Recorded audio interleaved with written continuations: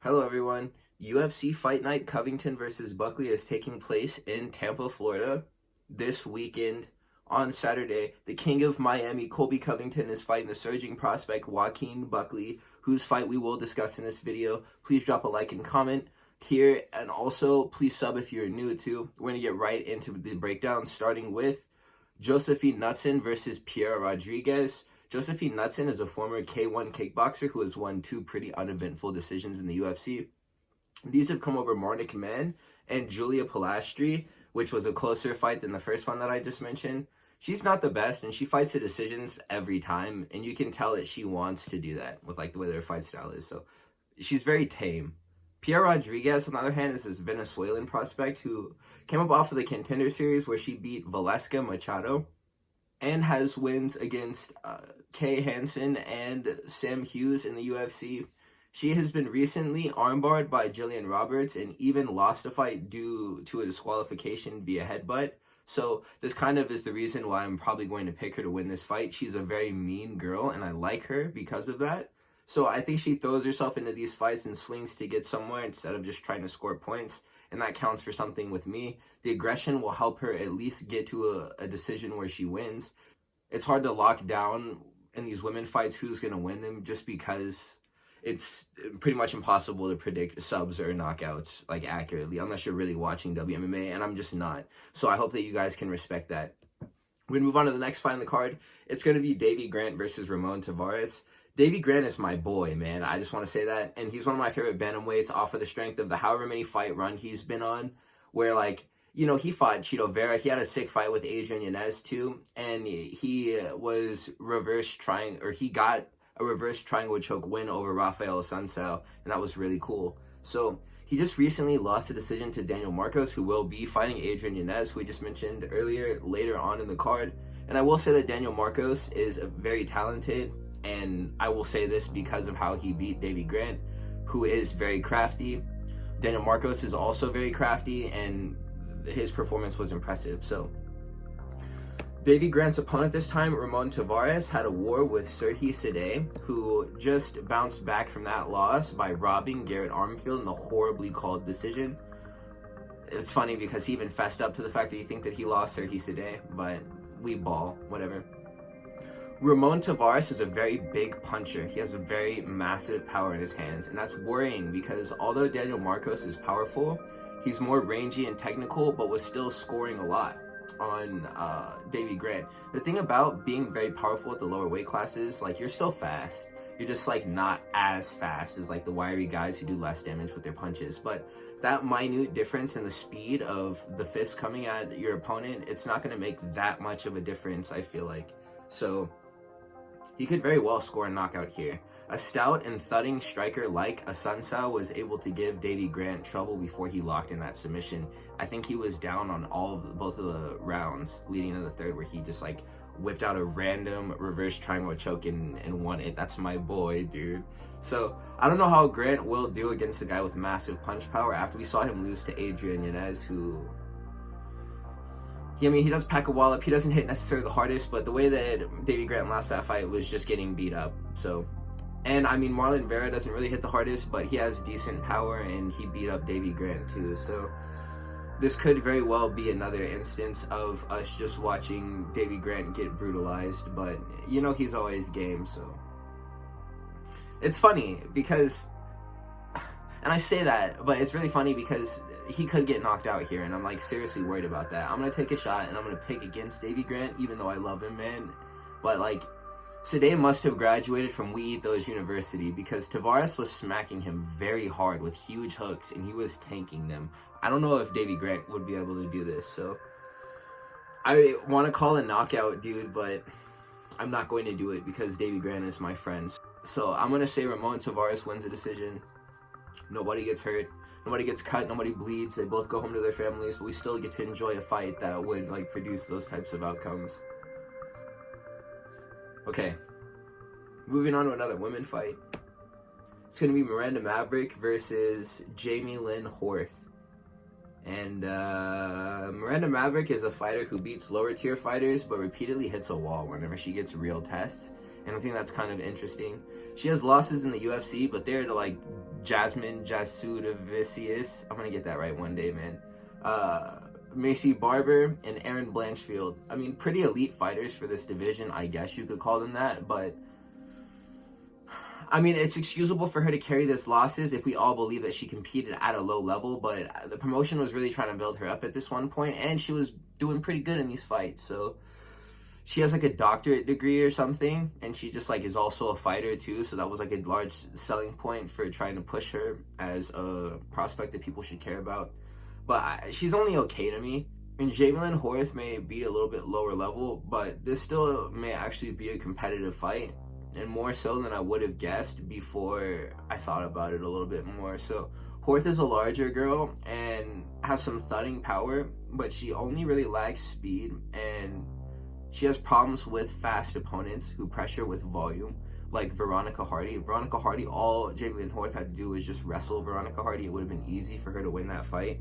So I'm not sure if she'll go into the lab and game plan, but in the stand-up, I think that Maverick's key to victory will just be fighting the way that she normally does, throwing lots of combos and pressuring. So I think this will help her win a decision over Horth, guaranteed. I'm not sure if she will stop her, but women's fight, man. We're just going to move on. I'm picking Miranda Maverick to win that fight. And moving up the card, it's going to be Miles Johns versus Felipe Lima. Moment of silence for Miles Johns versus Cody Garbrandt, the fight that was supposed to be but will never come to pass. Alright, so Miles Johns is about to get wrestled, fellas, and Felipe Lima has more of a wrestling heavy style, and it's kind of similar to the way that Shavkat grapples, and in the clinch especially, and on the ground as well, with how active he is with chasing subs, the threat is always there, and Lima, with his pressure, with his takedowns, is really good. The only thing that he really differs from Shavkat in is the fact that he just be scooping people up and dumping them with these high C's. He's really good at wrestling, and he can chain wrestle. His cardio is good for it, and whenever the fight hits the ground, he's scrambling and trying to lock up some type of choke or lock whenever it presents itself, and he's like trying to find these opportunities. He's got great vision, so Miles Johns got round 1 submitted by John Castaneda in 2021 or 2022, and I think that this will go the same way that fight went. It'll be an early stoppage that will result in Felipe Lima winning the fight. I think that it's better that this fight take place, and that be the outcome, than Miles Johns having fought Cody Garbrandt and then Cody Garbrandt getting folded and us having to watch that. So I think that we're going to go with a round 1 submission for Felipe Lima. He's very nasty. I think this is going to be a good prospect for this division. I'm not sure how far he'll go, but I appreciate good grappling, and this guy has some really good grappling, so I'm excited to watch this fight. Moving up the card, we have Sean Woodson versus Daniel Padilla, and this is going to be another example of the matchmakers frying. So the frames of both of these fighters and the striking styles will produce a good fight 100%. This is going to be a good fight. I think that Woodson is going to torch this guy up, but it may not be a horrible one-sided beating. I think it's going to be a technical fight. I think that Sean Woodson's going to win it, but I think it's going to be very technical, and they're going to go back and forth. So a recent loss that Padilla has is going to be to Kyle Nelson, where the power of Nelson was too much for Padilla to handle, and he got beaten up pretty badly. I think that Woodson could shut out Padilla the same way, but the power of Nelson and Woodson could never equate, because Woodson is way more long and wiry than Nelson is. So Nelson is going to hit a lot harder than Sean Woodson does. But I think that the volume, he's just peppering people with these shots. Sean Woodson's fighting style is really interesting, but certain shots that he throws, like elbows and knees, actually are pretty damaging, so he could stop fights. I'm very interested to see how this goes. I trust Sean Woodson's craftiness and the momentum that he's gained through wins over Charles Jourdain and Alex Caceres, even though that was a pretty Mickey Mouse win. I'll just say that he wins a decision here to be safe, but I would be so down to watch him knock someone out. We're going to move up the card, and that's going to be Joel Alvarez versus Drakkar Klose. I just want to make a note of saying that Drakkar could make this fight surprisingly close with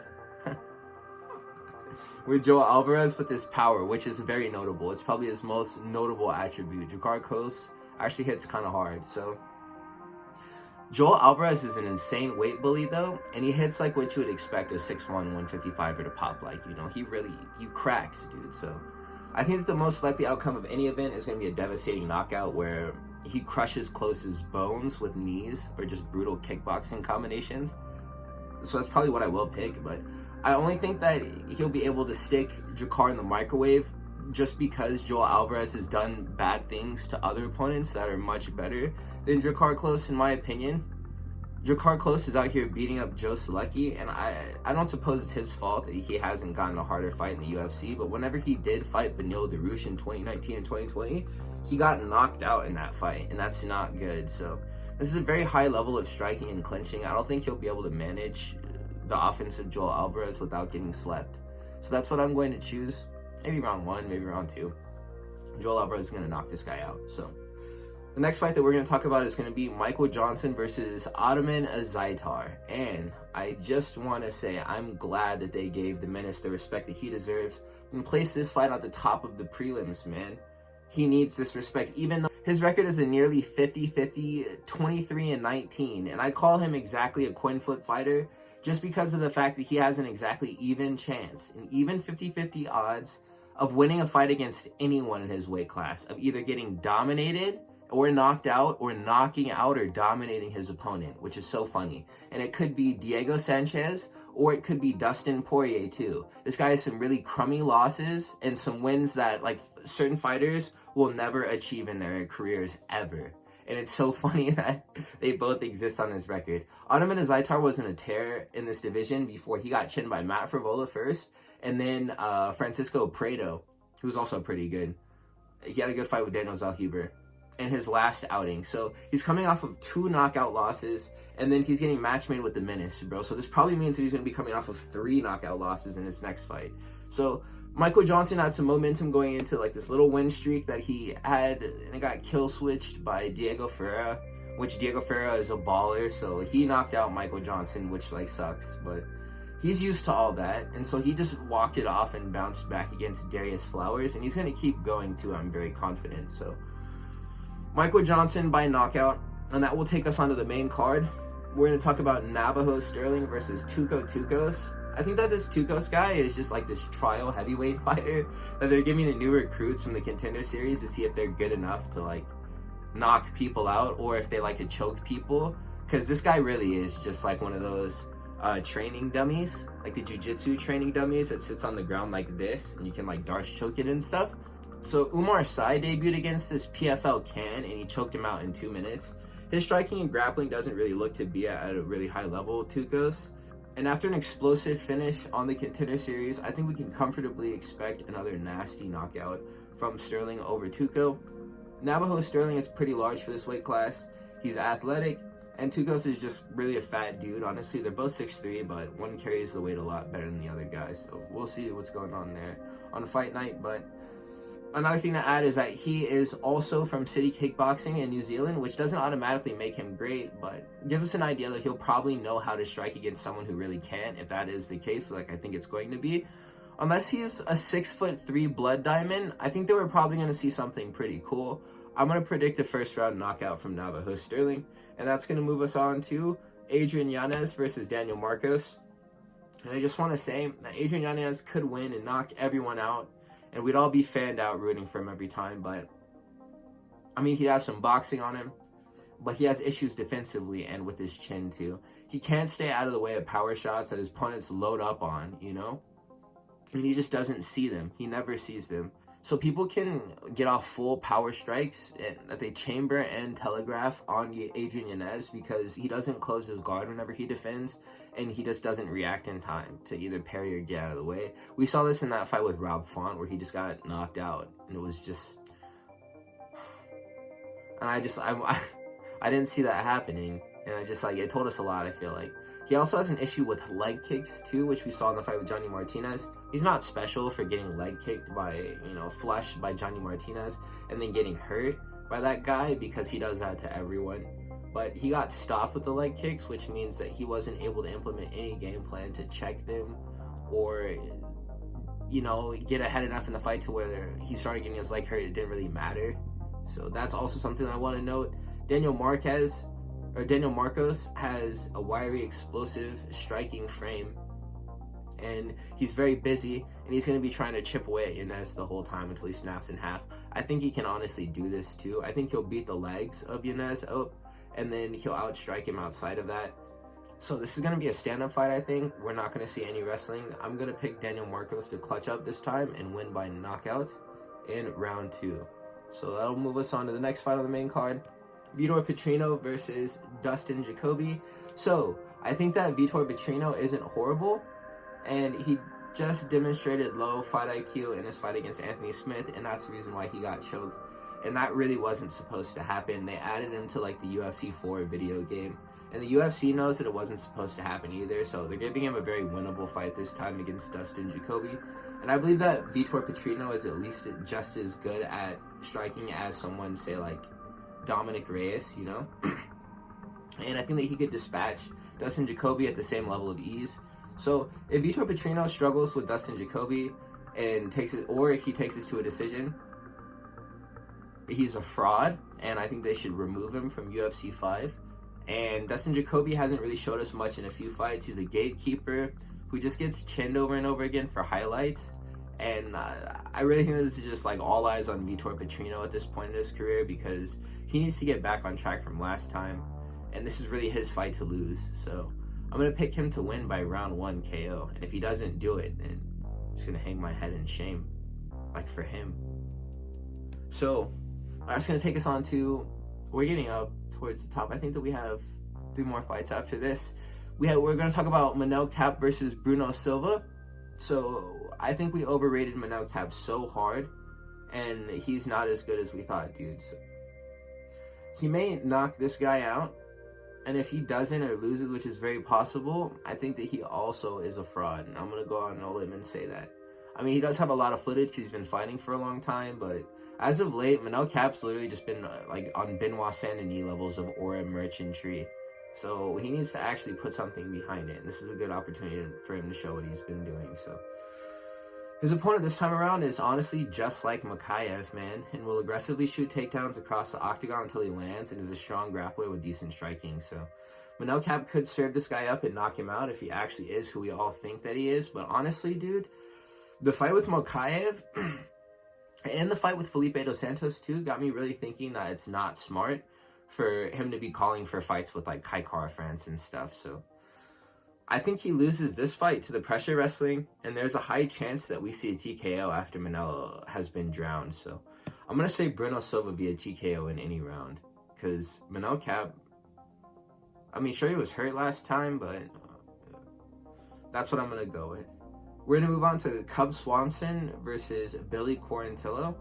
And I'm just going to say Cub Swanson is kind of getting priced out of featherweight as years pass. He's still able to fight, and every now and then he can still knock people out. But his last fight with Andre Philly kind of demonstrated that the standard level of performance that he needs to put on in order to beat the average contenders in this division may just kind of be physically impossible for him to do at this point of his career. So I mean, Billy Q is no spring chicken either, but he's also a decent striker.